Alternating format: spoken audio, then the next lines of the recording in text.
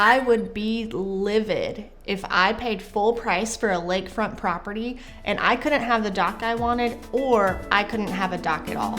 Here are 3 things that are unique to buying property on Lake Norman. First, permits for shoreline activities.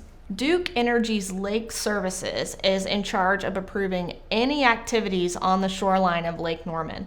So that includes building or maintaining docks or piers or shoreline stabilization. If you're buying lakefront property on Lake Norman, as part of your due diligence, you should be requesting from the seller a copy of the pier permit and the application. That way, when you look at the existing structure, you can make sure that it matches what was permitted.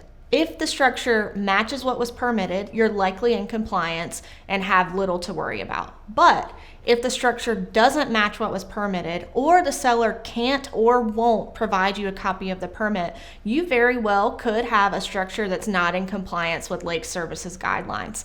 And if you move forward with buying the property, you could be required to remedy that non-compliance, either by tearing down part of the structure and rebuilding it, or removing the structure entirely. You should know that Lake Services will only provide the permitting history to the property owner whose name the permit is in. So as a seller, if you never applied to get the permit in your name, it is a good idea to go ahead and apply for that permit to be put in your name before you list the property.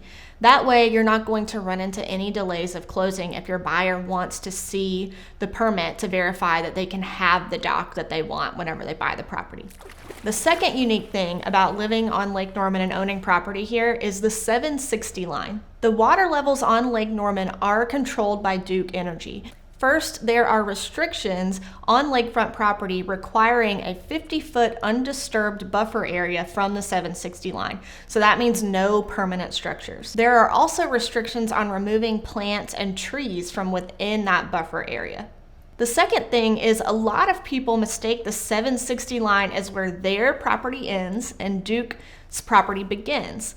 That is not necessarily the case. The only way you can know where your property line ends and Duke's begins is by having a survey. Without a survey, no one can tell you the exact boundary line. The seller, the real estate agent, or even your closing attorney. The third unique thing about living on Lake Norman and owning property here is pervious and impervious area.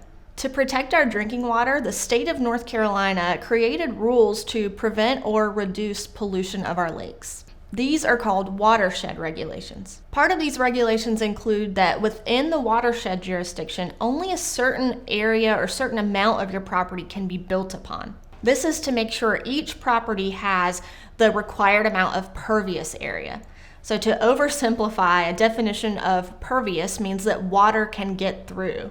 So impervious is the opposite of that, meaning water cannot get through. If you build on too much of your lot and you don't have enough pervious area, meaning water can flow through, the local government can require you to remedy that situation.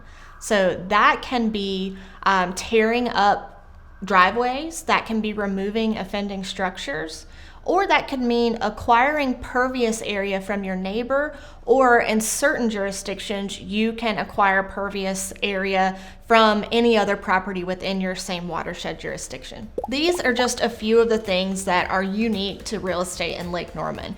And they're some of the biggest reasons why I think it is critical that if you're buying property here, you should work with people that understand these nuances. So whether that's your real estate agent, your surveyor, your inspectors, and your closing attorney.